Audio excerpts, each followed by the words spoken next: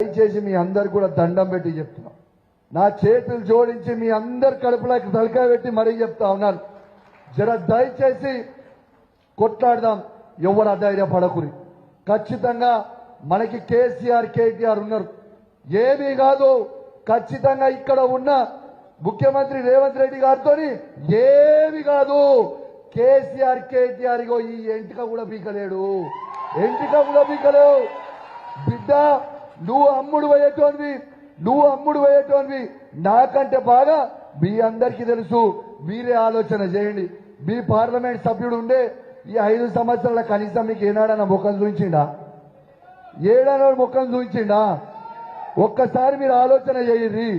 అదే విధంగా ఇవాళ సునీత మహేందర్ రెడ్డిని తీసుకొచ్చి ఇక్కడ ఎందుకు పెట్టిండా?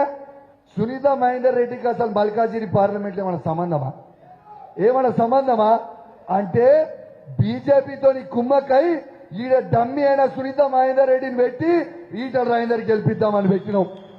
అదే విధంగా మీకు చెప్తా, మీ అందరికి చెప్పాలి, సేమ్ హుజరాబాద్ బై ఎలక్షన్ లో ఏ పని అయితే ఈ రేవంత్ రెడ్డి గారు చేసిరో మళ్ళీ అదే పని ఈ మల్కాజిగిరిలో చేయబోతా ఉన్నాడు. తస్మాత్ జాగ్రత్త. ఆనాడు నేను కూడా కాంగ్రెస్ లో ఉండే, ఆ రోజు కాంగ్రెస్ పార్టీ అభ్యర్థిగా ఉండేటుండే హుజరాబాద్ లో. కానీ ఏం చేసిండు? ఇదే ఈటల రాజేందర్ గారి దగ్గర 25 కోట్ల రూపాయలు తీసుకుపోయి అమ్ముడు పోయి కాంగ్రెస్ పార్టీ అధ్యక్షుడిగా ఉండుకుంటూ బీజేపీ అభ్యర్థి గెలుస్తాడని ఆ రోజు చెప్పిండు. ఇవాళ లాభం లేదురా ఈయనతో ఉంటే అని చెప్పి ఆ రోజు రాజీనామా చేసి ఇవాళ బీఆర్ఎస్ పార్టీలో చేరినాం. ఈరోజు బీఆర్ఎస్ పార్టీలో చేరిన ఆ రోజు. కానీ ఆ రోజు చేయాల్సింది ఏముండే? డమ్మి అయిన కాంగ్రెస్ అభ్యర్థిని బల్మూరు వెంకట్ అనేటైనా పెడితే 2500 ఓట్లు వస్తే ఆ రోజు ఈటల రాజేందర్ బై ఎలక్షన్ లో గెలిచిండు.